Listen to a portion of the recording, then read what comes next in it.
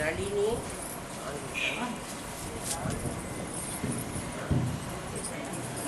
నళిని నళిని అంటే నాళములో నుంచి వచ్చింది అని చెప్పుకున్నాం.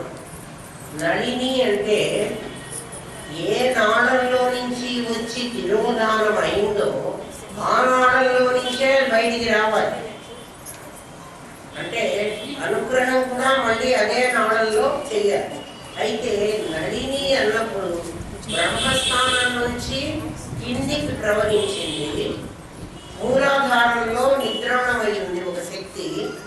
అది మనం తెలియడానికి కుండలిని అని, అది పాములాగా ఉంది అని చెప్తారు. పాములాగా కాదు, థర్మామీటర్లో పాగేటువంటి శక్తి. థర్మామీటర్లో పాదర్శం ఉంది ఒక చోట, అది నోట్లో మనం పెట్టుకోగానే ఆ వేడికి అది కదిలి బయటకు వస్తాం. అదే గతి, అదే కైనటిక్ అవడం, అది స్థితి, అంత ముందున్న స్థితి. ఎట్లా అయితే తను వచ్చిందో మళ్ళీ అందులో తనే మళ్ళీ తిరిగి రావడానికి పడ్డాడు. మనం అనుకోవచ్చు, ఒక శక్తి ఇలా ప్రవహించింది అనుకుందాం. ఒక నీళ్లు పోసాం, ఒక గొట్టంలో ఒక నీళ్లు పోసాం మనం. మళ్ళీ నీళ్లు యువతల వైపుకు రావాలంటే ఈ కింద ఉన్న నీళ్లు రావు, ఈ పై నీళ్ళే వస్తాయి. కింద ప్రెషర్ పెట్టామనుకోండి, ఎక్కడ నీళ్ళు వస్తాయి? ఆ గొట్టంలో పైన ఉన్న నీళ్లు పైకి వస్తాయి. ఇది అట్లా రావడానికి వీలేదు. అందుకే నళిని అన్నారు. ఒక నాళంలో బంధించబడింది. అందుకని ఇది రావాలంటే మళ్ళీ వెనక నుంచి బయలుదేరాలి. వెనక నుంచి బయలుదేరి వెన్నెముక ద్వారా అది పైకి రావాలి. ఆ పైకి వచ్చినప్పుడు ఈ పైన ఉన్నటువంటి, అంతకుముందు పైన ఉన్నటువంటి కిందికి వస్తుంది. ఇది పైకి వెళ్ళినప్పుడు అది దాని వెనకనే వెళ్తుంది. మనం గుర్తుగా కావాలంటే ఒక రైలు గుర్తు చేసుకోండి. రైలు ఇంజన్ ముందు ఉంటుంది, రైలు పెట్టెలన్నీ పైకి ఉంటాయి. ఆ గొట్టంలో రైలు ఉన్నట్టుగా కాసేపు అనుకోండి. రైలు మళ్ళీ రివర్స్ రావాలంటే మనం కారుగా రివర్స్ గేర్ వేసుకొని రివర్స్లో వస్తాం. అట్లా కాదు, ఇది అట్లా రాదు. అది ఎప్పుడు ముందుకే ప్రయాణం చేస్తుంది. ముందుకు ప్రయాణం చేస్తుంది అనడానికి మనకి ఇంకో ఉదాహరణ ఏమిటంటే, మనం ప్రీవియస్ బర్త్లోకి వెళ్ళలేము, తర్వాత జన్మకి వెళ్ళగలం. ఏదైనా కావాలంటే అంతకు ముందు జన్మలోకి వెళ్ళి సంపాదించుకోగలమా? లేదు. ఇప్పుడు కావాలనుకుంటే మళ్ళీ ఇంకొక జన్మకి, అప్పుడు ముందుకు వెళ్తున్నట్ట వెనక్కి వెళ్తున్నట్ట? ముందుకే వెళ్తున్నాడు. ఈ కుండలిని కూడా నళిని నాళంలో నుంచి వచ్చి అది ముందుకు వెళ్ళాలంటే దానికి దారి లేదు, వెనక నుంచి వెళ్ళాలి. అంటే ఆ గొట్టం అటుగా ఉంది. అందుకే ఓంకారం ఇట్లా పెట్టి ఇక్కడ ఇట్లా పెడతారు చూడండి. దాంట్లో నుంచి బయటకు వచ్చి అది అక్కడి నుంచి మళ్ళీ పైకి వెళ్ళి పైకి వెళ్తుంది ఆ గొట్టంలో. అలా వెళ్ళి నడిని ఏదైతే తిరోధానం చేసిందో అదే అనుగ్రహంలో పైకి వెళ్ళాలి. ఇప్పుడు పైకి వెళ్ళి సహస్రారానికి వెళ్ళిన తర్వాత అది ఈసారి ఇట్లా దిగదు, ఇట్లా దిగుతుంది. ఇప్పుడు ఏం చేస్తుంది? ఇట్లనే పైకి వెళ్తుంది.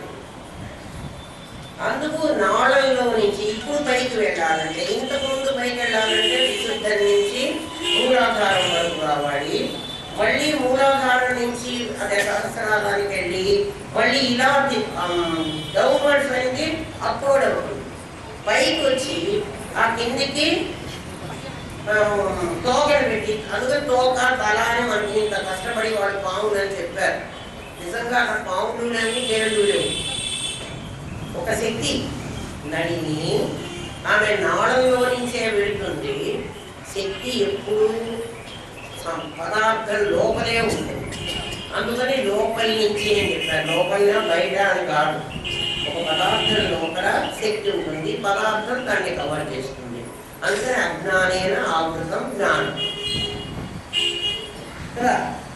తేన పుష్టి అంటే ఎంత ప్రాణులందరూ దానివల్ల మోహంలో పొందుతున్నారు. ఎలా మోహపడుతున్నారు అంటే, పైకి కనబడుతున్నది పదార్థమే.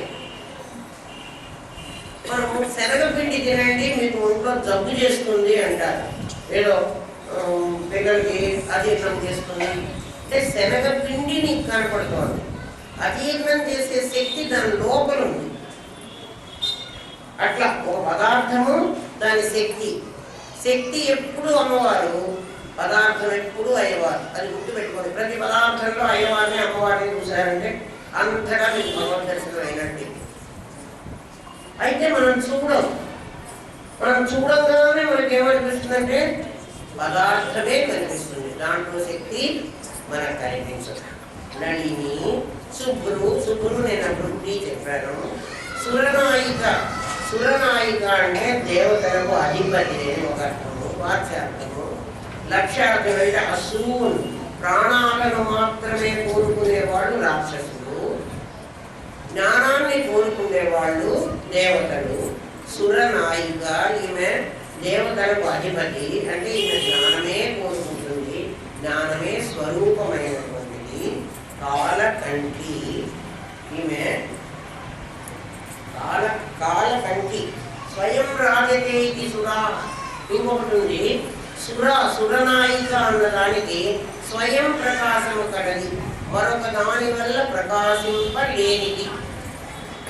సుర అన్న పదానికి స్వయం రాజతే అంటే ప్రకాశిస్తుంది, స్వయంగా ప్రకాశిస్తుంది, ఇంకొకళ్ళ వల్ల ప్రకాశించదు. స్వయంగా ప్రకాశించడం ఏమిటి, ఇంకోళ్ళ వల్ల ఏమిటి అంటే ఇంకోళ్ళ వల్ల. నేను ఒక మాట చెప్తున్నాను మీకు, ముందు మీకు అర్థం కాలేదు, నేను చెప్పిన మాట నేను మీకు అర్థం కాలేదు.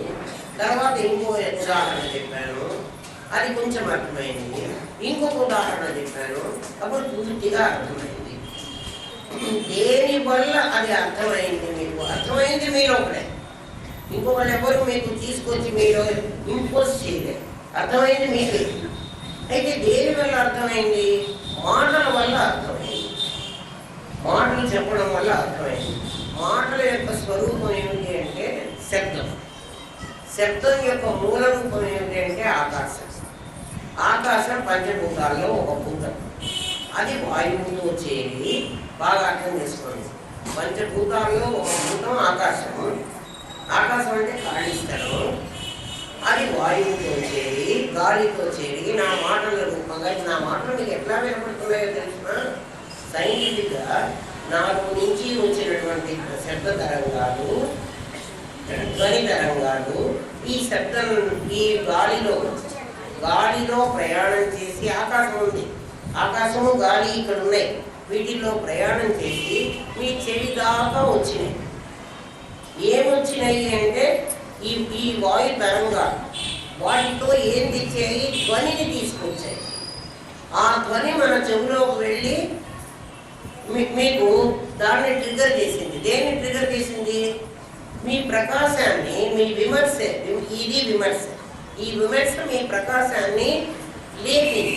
ప్రకాశం మీలో కలిగింది, ప్రకాశం అక్కడ ఉంది, దాన్ని అర్థమైంది అంటున్నారే, అది పంచభూతాల ద్వారా లోపలికి వెళ్ళి స్వయం ప్రకాశం, స్వయం రాజతే అంటారు. రాజతే అంటే ప్రకాశిస్తుంది, రాజి అంటే ప్రకాశించినది, అంటే బయటపడింది. అంతకుముందు లోపల అవ్యక్తంగా ఉన్నది వ్యక్తమైంది. ఎవరికన్నా అట్లా పేరు పెట్టుకుంది, వ్యక్తమైంది, ప్రకాశించింది. అది ఎవరి వల్ల ప్రకాశించడం, స్వయంగా తన వల్లే ప్రకాశించింది. స్వయం రాజతే ఇది సురా అని పేరు. సుర అన్న పదానికి అర్థం అది. సుర అంటే దేవతలు ఒక్కళ్ళే కాదు, సుర అంటే మదిరా కూడా, దాన్ని కూడా సుర అనే, సురాపానం అంటారు కదా, సుర. స్వయం రాజతే సుర నాయిక. ఇది లక్ష్యార్థం చెప్తున్నాను, రహస్యార్థం ఇది. సుర నాయిక అంటే స్వయం రాజతే, స్వయంగా ప్రకాశిస్తుంది. అయితే ఆమె ఎవరు అంటే ఆ ప్రకాశించే వాళ్ళందరికీ నాయిక, ఆమె హీరోయిన్. ఫస్ట్ ఆమె రావాలి. ఎక్కడ స్టోర్లో చెప్పనా, మీరు నిద్రపోయిన తర్వాత మన నిద్ర లేచామే, ఫస్ట్ మూల తలంపు అంటారు దాన్ని, సురనాయిక. దాన్ని తర్వాత ఎక్కడ వస్తుంది, పులోమదార్చిత. పులోమ అంటే పురోమ, అది ముందు లేచింది. ఎవరు ముందు లేచారు మనలో, మనం నిద్రపోతున్నాం, ముందు లేచింది నేను జ్ఞాపకం వచ్చింది. నేను లేచిన తర్వాత మిగిలినవన్నీ నాకు గుర్తుకొచ్చినాయి. అంటే ఆ అహం వృత్తి. ఆ వృత్తి లేచిన తర్వాత మిగిలినవన్నీ నాకు గుర్తుకొచ్చేవన్నీ ఇదం వృత్తులు. ఎందుకంటే అహం గుర్తిస్తున్నది ఇదంని.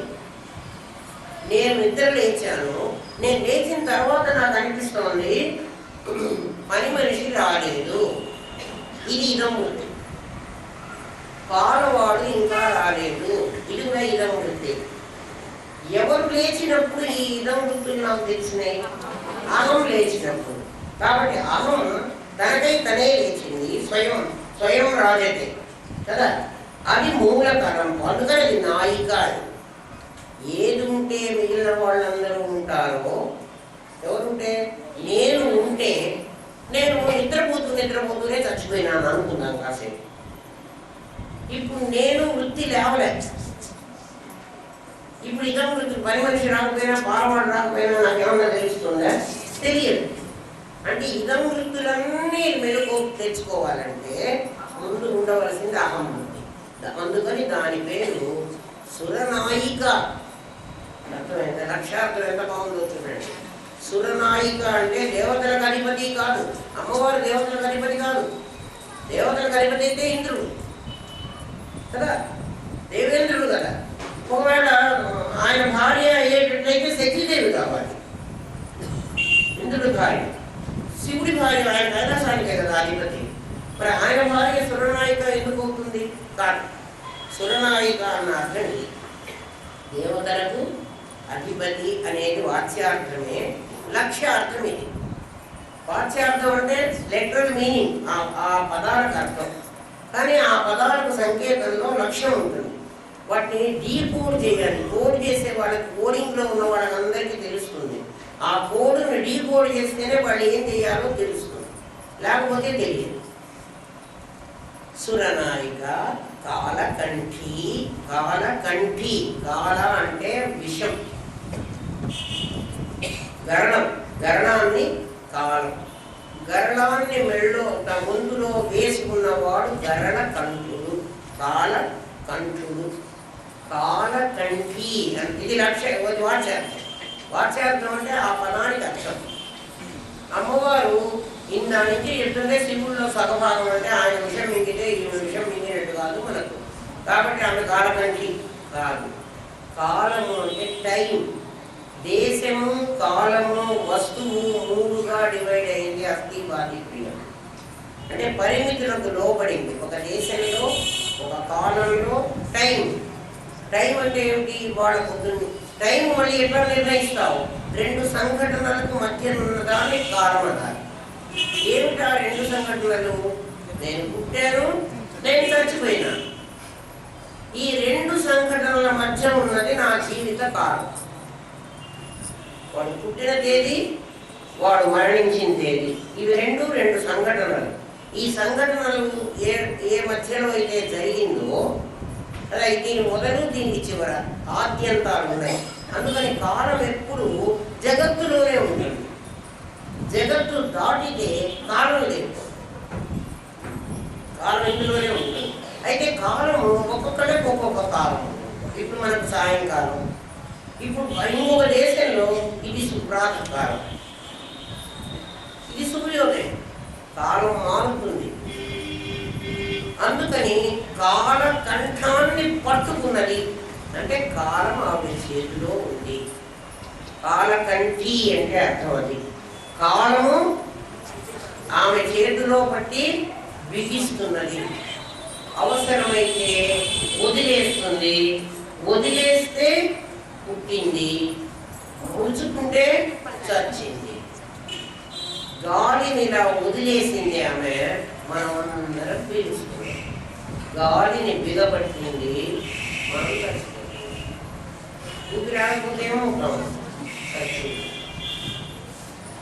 కాలకంఠి, కాంతిమతి. కాంతిమతి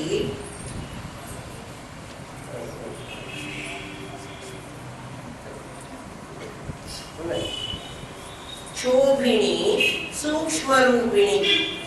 కాలాన్ని బంధిస్తుంది, అవసరమైతే రిలీజ్ చేస్తుంది. కంఠి కాంతిమతి, కాంతి కలిగించగలదు, అవసరం లేకపోతే ముడుచుకోగలదు. కాంతి కలిగించడం అంటే నేను బతికించగలదు, అక్కర్ లేకపోతే నువ్వు చంపేయగలదు. అంటే బతికించడం చంపడం ఆమె చేతిలో ఉంది. ఏం పెట్టి బతికిస్తుంది, ఏం పెట్టి చంపేస్తుంది? గాలి పీల్చడానికి ఇస్తుంది, తినడానికి ఆహారం ఇస్తుంది, నీలో స్పందన కలిగిస్తుంది, స్పందన ఆపేస్తుంది. కృతజ్ఞ ఎప్పుడు ఆపేస్తుంది? దేన్ని ఆధారం చేసుకుని ఆపేస్తుంది? నీ కర్మను ఆధారం చేసుకుని ఆపేస్తుంది. ఎప్పుడు కర్మ అయిపోతే అప్పుడు ఒక్క క్షణం ఉండు, నేను సార్ ఎక్కుతా, ఒక్క క్షణం చెప్పులు వేసుకొని వస్తా, నువ్వు చెప్పులు నాకు అక్కర్లేదు అంతే.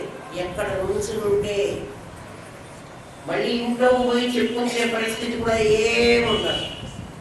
ఒకవేళ ఒక అడుగు వేసి రెండో అడుగు మళ్ళీ మెట్లెక్కుతున్నాం అనుకోండి, ఒక అడుగు వేసాం, మళ్ళీ ఇంకో అడుగు వేసి మెట్లు ఎక్కాలి. ఆ రెండో మెట్లు ఎక్కేదాకా అంత క్షణం కూడా ఆగదు. అంత తొందరగా నిన్ను బతికిస్తుంది, అంత తొందరగా లోపలికి లాక్కున్నది. కాలకంటి కాంతిమతి, నీకు ప్రకాశము ఇవ్వగల ప్రకాశం. ఇక్కడ కాంతి అంటే జీవనం, జీవనం అంటే బతుకు. మనం బతకడము, మనం చావడము ఆమె చేతిలో ఉంది. ఆమె చేతిలో ఉంటే ఆమె ఏమిటి, ఆమె తనకు వచ్చినట్టుగా డిక్టేటర్ లాగా చేస్తుందా? చెయ్యదు. మనం ఏం తెచ్చుకున్నామో అది అయిపోతే కొంచెం కూడా మనకి తినివ్వదు, కొంచెం కూడా. ఎందుకంటే ఒకడు భోజనం చేస్తూ ఉన్నాడు, బిస్కెట్లో అన్నం వాడిదే కదా, అన్నం కలుపుకున్నాడు, కలుపుకున్న అన్నం కొంచెం ఇక్కడ దాచుకున్న అన్నం, వైట్ రైస్ పైన ఉంటుంది కదా కొద్దిగా, ఇది కలుపుకొని తింటున్నాడు. ఈ మిగిలిన అన్నం కూడా వీడే కలుపుకున్నాడు, వీడు తినాలి. ఇప్పుడు పైనుంచి ఒక బల్లి పడింది బిస్కెట్లో. బల్లే కదా, పడితే పడింది, అన్నం అంత తింటాడా? ఇప్పుడు ఆ విస్తరి వదిలిపెట్టి వెళ్ళిపోతారా? వెళ్ళిపోరా? ఎవరు వదిలిపెట్టిపోమని చెప్పారు వాడికి? వాడన్నమే కదా అది. వీడనుకోవడం ఇది నా అన్నం అని, కానీ ఆమెకి తెలుసు ఇది వీడిది కాదు. అక్కడ బయట కుక్క వెయిట్ చేస్తోంది ఈ అన్నం కోసం, దానికి పెట్టాలి. ఆ అన్నం వీడు తింటానంటే తిననీయదు. ఎవరెవరికి ఏదేది వెళ్ళాలో అదే ఈశ్వర సంకల్పం అని వెంటనే ఆ లైట్ వేసుకొని ఎదుర్కొంటుంది. ఓ కాంతిమతి అందుకు చెప్తున్నాను. చీకటి ఆమెకి లేదు. ఏదో చూసి చూడక పర్వాలేదు, ఇంకో 2 ముసలు తిన్నాక ఆ మిగిలిన కుక్క పెడదాంలే. నువ్వు సర్వానుల్లంఘ్య శాసని ఆమె పేరు. అసలు శాసనాన్ని ఇంత కూడా ఉల్లంఘించదు. అనుల్లంఘ్య, సర్వానుల్లంఘ్య శాసని అనుకుంటారు, కాదు, అనుల్లంఘ్య శాసని. శాసనాన్ని ఒక్క రవ్వ కూడా ధిక్కరించదు. అది ఇంకో పేరు. ఎవరి శాసనం? ఎవరి శాసనం? పరమాత్మ శాసనం. అంటే ఆయన రాశాడా? ఎవరా పరమాత్మ? నువ్వే. నువ్వే పరమాత్మవే. నువ్వేం చేసావు? ఈ జన్మ ఇంత అనుభవిస్తాను అని అక్కడ సంకల్పం చేశావు. నీ సంకల్పం ప్రకారమే నీకు జన్మ వచ్చింది. నీ సంకల్పాన్ని కరెక్ట్గా నెరవేర్చుకోవాలి. ఏదైనా అడిగితే ఆమె ఏమంటుంది? వెంటనే నువ్వే అడిగావు కదా, ఆ ప్రకారమే చేశాను. ఇంకే తింటానన్నావు, ఆ మిగిలింది నీకు కాదని నువ్వే చెప్పావు. నువ్వు చెప్పిన సంగతి నువ్వు మర్చిపోయినావు. నేను ఇప్పుడు జ్ఞాపకం చేస్తున్నాను. అంటే నేను చేస్తున్న పని అనుకుంటే ఏం లేదు. ఇప్పుడు కర్మ ఆవినంటుందిలే అంటాను. శోభిని, శోభిని శోభ కలిగిస్తుంది.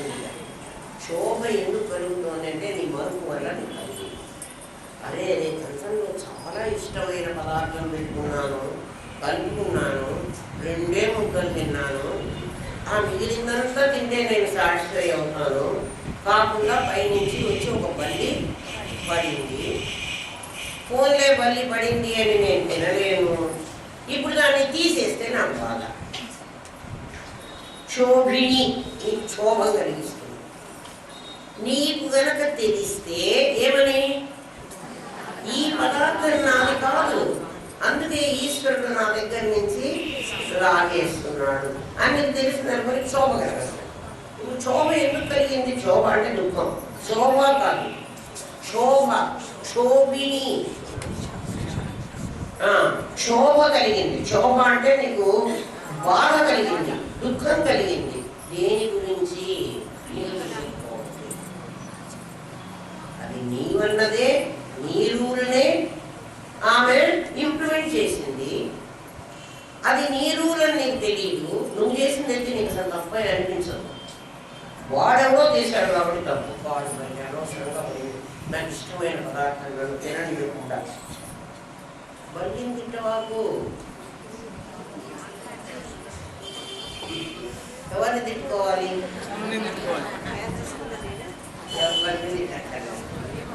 ఎందుకని? అది అలా నిర్ణయం అయింది, నిర్ణయం జరుగుతోంది. మరి ఎందుకమ్మా దేవుణ్ణి తిడుతున్నాం మనం? ఆ దేవుడు ఇట్లా చేశాడు, ఆ దేవుడు అట్లా చేశాడు. దేవుడికి ఏం పని, మనం చేస్తూ ఉండడమే ఆయన పని. దేవుడు అసలు ఏం చెయ్యడు, అమ్మవారు ఏం చెయ్యదు. జన్మలకు వస్తున్నది నీవే. ఇంకొక అర్థం ఏంటంటే శోభిని, నీ మరుపు వల్ల కదా నీకు శోభ వచ్చింది. అసలు ఈ ప్రపంచమే లేదా, ఈ మిథ్య ఏదైతే ఆద్యంతాల్లో లేదో మధ్యలో కనపడుతున్నా అది మిథ్య అని చెప్పాడు కదా. అది లేదు అంటలేదు. మిథ్య అంటే లేదనుకోకండి, మొదట లేదు చివర లేదు. అంటే నేను పుట్టక ముందు నాకు ఈ శరీరం లేదు, నేను మరణించిన తర్వాత నాకు ఈ శరీరం ఉండదు. మధ్యలో వచ్చిన శరీరాన్ని నేను ఉన్నది అని నమ్మడమే నాకు శోభ. ఇది నమ్మకపోతే నాకు శోభ లేదు. ఎవరికి వచ్చినా మనకు బాధ లేదు, ఎవరు బతికినా బాధ లేదు కదా. సినిమాలో వాళ్ళందరూ చచ్చిపోతే, సినిమాలో చచ్చిపోతారు కదా కొంతమంది, వాళ్ళని నిప్పు పెట్టి, పొయ్యి పెట్టి, కట్టెలు పెట్టి, అంట పెట్టి, కాల్చి కూడా చూపిస్తారు. మనం ఎందుకు ఆడటం లేదు కదా. పోనీ ఎవరు నిజంగా చచ్చిపోయిన వాళ్ళని చూస్తే శ్మశానానికి వెళ్తే మనకు కొంచెం బాధన్నా కలుగుతుంది. ఎందుకు ఇక్కడ బాధ కలగటం లేదు? మనకి తెలుసు. ఏం తెలుసు? అది ఆ సినిమాలో వాడు కట్టెల మీద పడుకోబెట్టినా కూడా వాడు బతుకున్నవాడే, నిప్పు అంటించినా కూడా వాడు బతుకున్నవాడే. కావాలంటే వాడిని వెళ్ళి, అంటే ఎవరినైతే ఆ సినిమాలో కాల్ చేశారో వాడిని ఇప్పుడు ఇంటికి వెళ్ళి మనం చూసి రావచ్చు.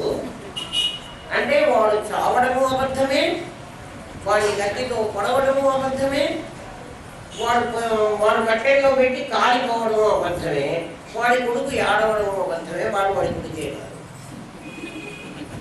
వాడి కొడుకు కాదు, వాడిని ఎవడు చంపలేదు, వాడు చావలేదు, వాడిని కాల్చలేదు. కానీ మన దృష్టిలో వాడు కాలాడు, వాడు చచ్చాడు, వాడి గట్టితో పొడిచారు. మరి అది సత్యం, రెండు మనమే చూసాం. అది సత్యమా, ఇది సత్యం? అది సత్యం కాదని మనకు తెలుసు కాబట్టి సినిమాని మనం వినోదంగా చూడగలుగుతున్నాం. అయితే సినిమా మనకు దుఃఖం కలిగించేటైతే ఎవరైనా సినిమా చూస్తాడా? వెళ్ళాడు. మరి ఈ ప్రపంచాన్ని అట్లా ఎందుకు చూడలేకపోతున్నావు? ఇదెందుకు సత్యం అనుకుంటున్నావు? మీరేమంటారంటే ఆ క్యారెక్టర్లో చచ్చిపోయిన వాడిని ఇప్పుడు వెళ్ళి మనం ఇంట్లో చూసి రావచ్చు కదా అని అన్నారు కదా మీరు. వాడు నాకు కనపడుతున్నప్పుడు వీడు కనపడాడు కదా, అందుకు మేము ఏడుస్తున్నాము. వీడు కూడా కనపడతాడు, చూడగలిగే శక్తి నీకుంటే. నువ్వు పరిమితమైనటువంటి ఒక దాంట్లో బంధించబడి ఉన్నావు. నీ కోడలు బాగా కొట్టుకో. దానికి ఎట్లా చెప్తుందంటే శాస్త్రము, ఒక వ్యక్తిని, ఒక హీరో, ఎవడో ఒక హీరోని వాడి డ్రెస్సును బట్టి కాక వాడిని నువ్వు గుర్తుపెట్టుకో. వాడు ఏ వేషంలోనైనా నీకు గుర్తుంటాడు. నువ్వు ఇప్పుడు ఎవడు చచ్చిపోయినాడు అనుకుంటున్నావు, వాడి డ్రెస్సును బట్టి గుర్తుపెడుతున్నావు, వాడి నామరూపాలను బట్టి నువ్వు గుర్తుపడుతున్నావు. నామరూపాలు వాడు వదిలేస్తున్నాడు, అవి కాలిపోతున్నాయి. అసలు వాడు ఇంకో డ్రెస్ వేసుకొని ఎక్కడో ఉన్నాడు. ఆ చూసే నేర్పుకునేకుంటే దిశగా అయితే నువ్వు వాడు అక్కడ కనపడతాడు.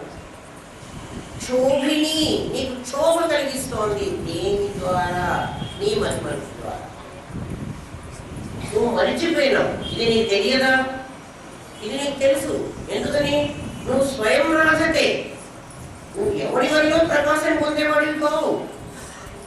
నీకు చాలా తెలివి ఉంది. మరి మీరందరూ చెప్తున్నట్టుగా మాకు ఎందుకు తెలియట్లేదండి? లలితా సహస్రనామం మేము ఇన్నిసార్లు చదువుకున్నామే, 1 కోటి అయినా మన జీవిత కాలంలో చదివి ఉంటాం. మరి మా